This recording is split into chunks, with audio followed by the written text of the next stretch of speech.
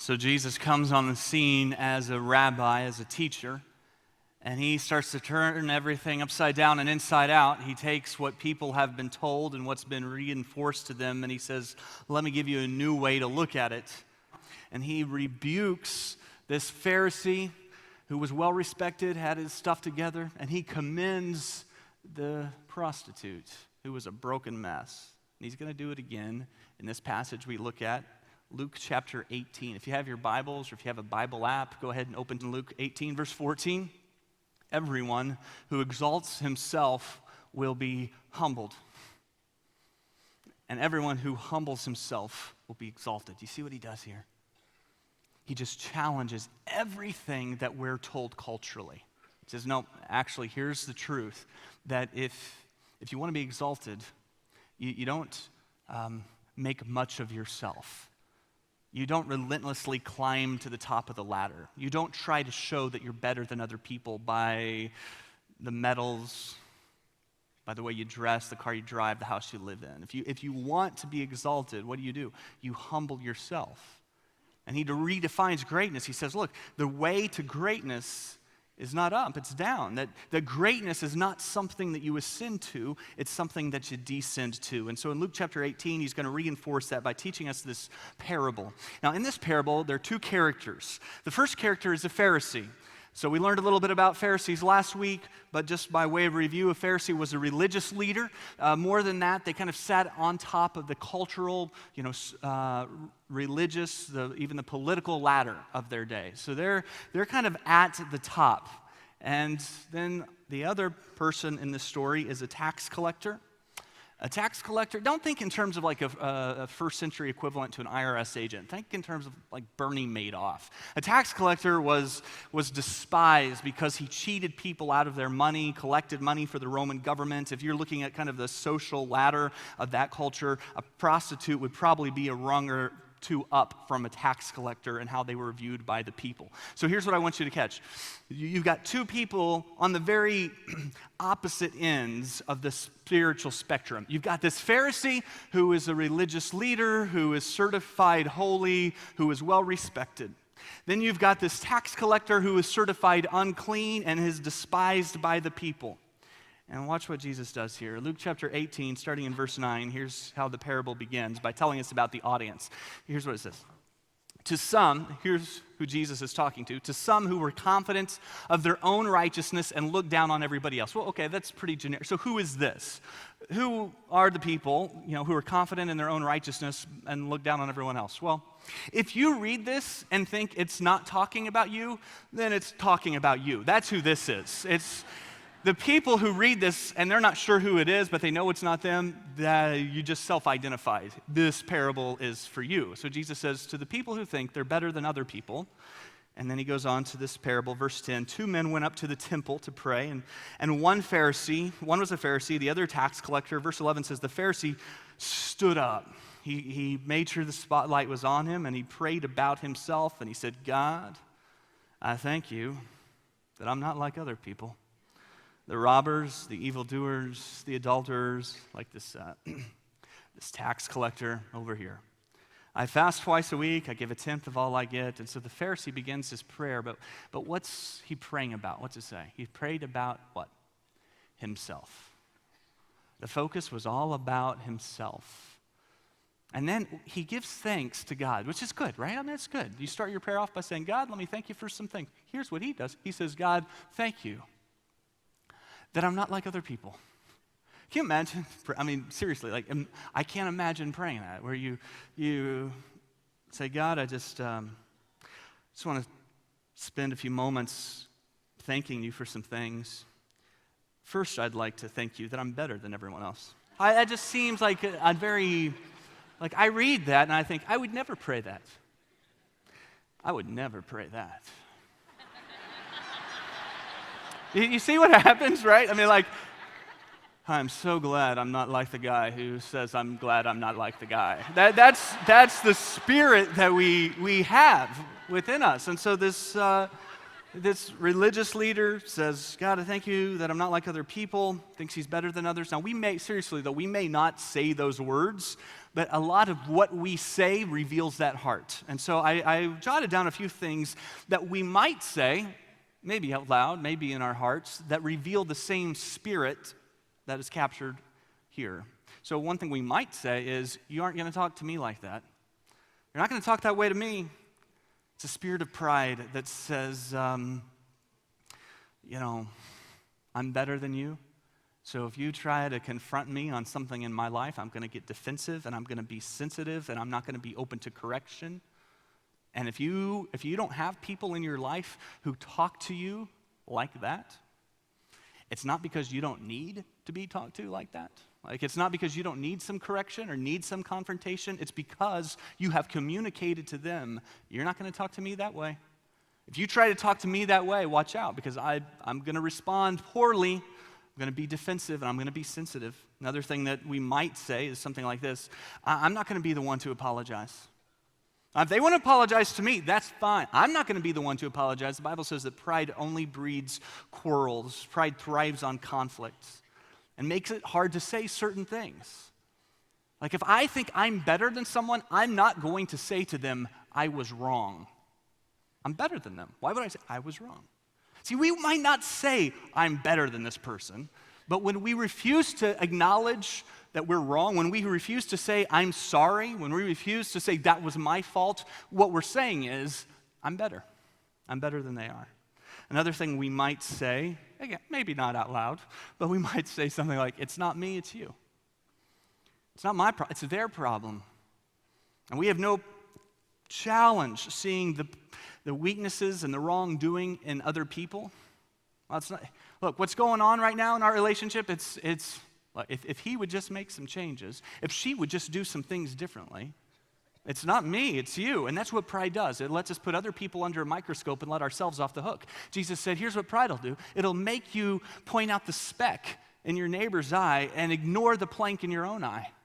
Pride is blinding. It blinds you to your own weaknesses, and it magnifies where other people are weak. So like this last week, I was taking my kids to school in the morning. My 9-year-old son, as we're driving to school, says, Dad, why do you always talk to the other drivers out loud? You know they can't hear you, right? And I do that. I sometimes talk to the other drivers out loud. And when I speak to the other drivers, I don't speak words of life. Like, it's not words of encouragement. I don't commend them for their driving skills. I don't thank them. I'm not confessional. I don't acknowledge my part in it. You know, it's always the other guy or gal, as is often the case. And I'm just kidding. But statistically speaking, no, but that's what we do, right? I mean, we can see the other person, and we know what they should do differently, but we have a hard time recognizing it in ourselves. So another thing that pride might cause us to say is, it's not fair.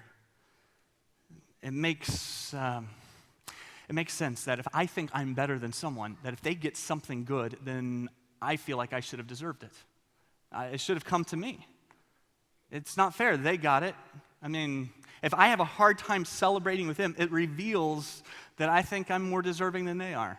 And so we are ungrateful or we're discontent. It might cause us to say something like this: did you hear about? That's pride. Makes me feel better about myself when I talk negatively about other people. It might cause us to say something like, I don't need help. I don't need help. That's pride too, where we feel like we're we're dependent on ourselves. We don't need God's help. You notice the Pharisee's prayer. He doesn't ask God for help. He's doing quite well on his own. He's got things covered. He really just wants to talk to God and tell God everything well that he's doing.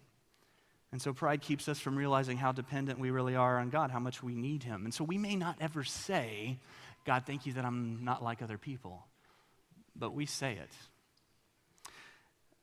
A few things I want you to catch as we kind of look at this first character, the Pharisee. First, I want you to pay attention that when we focus our faith on the outside, it inevitably means that we turn our faith into a performance. That's where it always leads. When our faith is focused on outward appearance, then our faith becomes defined by who we are in public, by who we are when other people are watching us. Jesus said in Matthew 23, verse 5 to the Pharisees, here's what he had against them. He says, everything they do is for other people to see. Everything they do is for other people to see. They were doing some good things and some right things, but they were doing it as a show. That their faith was just kind of lived out on the stage in the spotlight, and they began to think of themselves the way they portrayed themselves to be, even though it wasn't real. Now here's what I would say. I think for us as Christians living at this time, that social media makes this especially easy for us to slip into. I'm a fan of social media. I'm good with it. I'm just saying here's how it works, that it is all about presenting the best version of yourself. It's all about controlling appearances. It's all about the outside. I mean, we just instinctively approach it that way. So if you go on vacation with your family, there's certain things you post and certain things you don't post. Like you post the picture of yourself on the beach and you're all in khakis and white shirts, and you post that, but you don't take the picture of yourself fighting in the car on the way there and like, here's us really getting into it. You don't put that up there, right? You leave that off. So you put the best version of yourself out there. You read the comments about all the things people say about your sweet, beautiful family on the beach, and it just kind of reinforces, look, I've got to keep up this image. If you go out on a date with your spouse, and you decide to post a picture on Instagram, it's a picture of the two of you, and you look good, and you're in love, and you make some comment about this is the best guy in the world, and I'm married so far over my head, and you take this picture, but what you don't take the picture as like on Monday morning when you're just grumpy and you don't know why, and you just need space from each other. You don't like you don't like say, oh, here's a selfie of me in the corner because I can't be around other people. You don't put that picture on Instagram, right? But we all have those times. But we control the image. We make sure that what people see is what we want them to see, and it reinforces in our mind and in our hearts that it's really what's on the outside. We start to judge ourselves by what other people are thinking of us, by the comments that we read. Last week after church, I was meeting with a guy who was traveling through town. I'd never been to church here. I'd never met him before. And when I introduced myself, he said, hey, I feel like I know you because I follow you on Facebook and Twitter. And I'm like, you don't know me at all, right? Like, all you know about me is what I want you to know about me. It's just, but we think we know each other when really all we know is this carefully controlled outward appearance that we put forward. Another thing that happens when we make faith, when we make the focus of our faith the outside, is that we start comparing ourselves with other people. It's like this Pharisee does. And like the Pharisee, we typically kind of compare down. We look at other people who, that we would perceive to be less important than we are, more messed up than we are. We compare ourselves to them. It leads to pride. Or we compare up sometimes, and it can lead to insecurity, which is in some ways a form of pride because it's really about being self-conscious, being more aware of ourselves than we should be. And again, I think social media makes this a little bit more challenging because if you think about it, it's kind of this big comparison trap where everybody puts up the best version of themselves, and then you spend hours looking at the best versions of other people, and you think, well, I need a little better version of me to compete with the best versions of them, and so you download a photo filter app that allows you to look better than you really look, and that's the picture that you post on Instagram and Facebook, and it's so rare that we put a real picture of ourselves up. We actually have to hashtag it as no filter because this is really really what I look like, but even that's like the best picture we've possibly taken in the last year, and it's so good that we put no filter, and some of you put no filter, and there's really a filter on there, and we all know it because we're like, you don't really look that good. We know what you look like. We see you in real life, like you're right across the room, and I saw you take that picture, and the picture I'm looking at is a different version. Your skin is not, that's different than what I'm seeing now. And so we have this way of trying to present to the rest of the world this version of ourselves that isn't real. And then we start comparing ourselves. Last thing is when we put the focus of our faith on the outside, we always end up putting confidence in our accomplishments instead of in Jesus Christ. And so when we're trying to talk to people about faith, or when we're thinking about how good of a Christian we are, how spiritual we are, we point to what we do and what we've done. In other words, we point to what people see. The focus is on our accomplishments. So 5 times, this Pharisee managed to use the pronoun I. And he says, I fast twice a week, and I give a tenth of all I get. Leviticus 16 talks about fasting 1 day a year as required by God's law. This guy fasts twice a week. Well, that's all fine and good, except for that it's not inside out. I mean, he's not doing it out of his heart. He's doing it to kind of beef up his religious resume, to let people know how spiritual he really is. Warren Wiersbe talks about the Pharisee, and he says, look, the great sin of the Pharisee was hypocrisy based on pride. Their religion was external, not internal. It was to impress people, not to please God. And they bound people with heavy burdens, while Christ came to set people free. They loved titles, they loved public recognition, and they exalted themselves. This is important. They exalted themselves at the expense of other people. And after introducing this Pharisee, Jesus continues with this parable. He gives us the second character, verse 13. It's the tax collector. It says, the tax collector stood, look where he stands, at a distance, and he wouldn't even look up to heaven, but he beat his breast and said, God, have mercy on me, a sinner. So the tax collector stands at a distance. What's that tell you? Well, contrary to the Pharisee, this isn't a show. Like, he's not standing up for everybody to see him pray. He's not doing damage control. He's not, trying to win approval. He stands at a distance. So question would be, when is the last time you prayed at a distance? Meaning, you are on your own. Not that other people could see it, not because it was before a meal, not because it was church time, but you prayed at a distance. And then he doesn't look up into heaven, which is an acknowledgement that he understands his sinfulness and God's holiness, the spirit of humility. And then he beats his chest and he says, God, have mercy on me, a sinner. Why is that important? Because he's showing that it's inside. I mean, there's emotion here. He's not just praying prayers that have been written and he's memorized and now he's reciting them. And he's not just standing in a church service singing the words to a song because they're written for him on the screen in front. I mean, this is coming from his heart. He beats his chest and he says, God, have mercy on me, a sinner. And so you've got this Pharisee who thinks God should be quite impressed with him because he follows all the rules, and he even adds to them. He creates his own rules and follows those, and he wants to impress God. But God is not impressed with those who want to impress him. And instead, you see this tax collector. He has no illusions of his righteousness. And he just says, God, have mercy on me. I mean, what else can he say? What else can he do? And so Jesus then tells this story, and then he kind of drops the bomb. He turns everything upside down, inside out. And he rebukes the prayer of the Pharisee. He commends the prayer of the tax collector. Verse 14, I tell you, Jesus says, that this man, rather than the other, went home justified before God. And then he says, verse 50, for everyone who exalts himself will be humbled, and the one who humbles himself will be exalted. Jesus says, I tell you, this man, the tax collector, is the one who went home justified rather than the Pharisee. Well, wait. Jesus, I think what happened here is that you should have been using some notes, but you got the people mixed up. What you meant to say was the Pharisee went home justified because he justified himself. I mean, Jesus, he fasts twice a week. He gets credit for that, right? I mean, that's extra credit.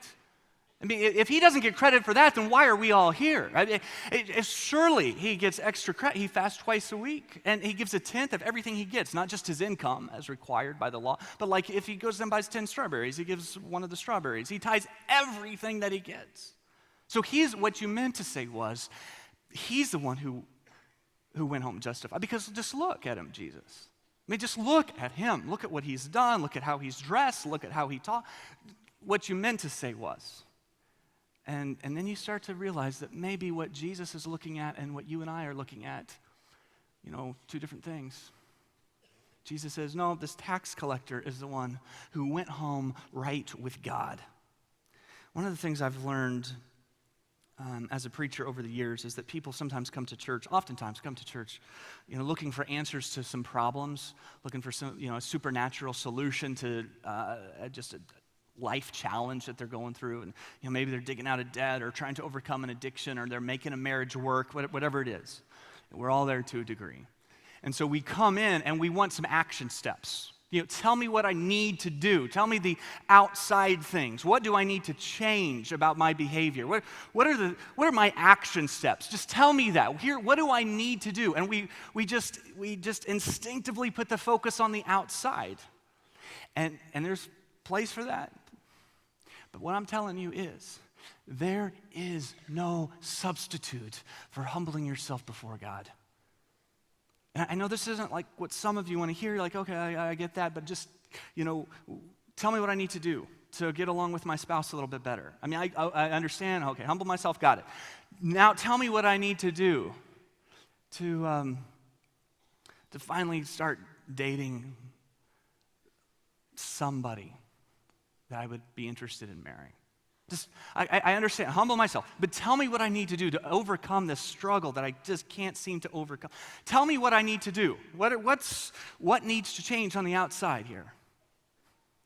And here's what I would say. You want to know what to do? You go somewhere and you stand at a distance and you beat your chest and you say, God have mercy.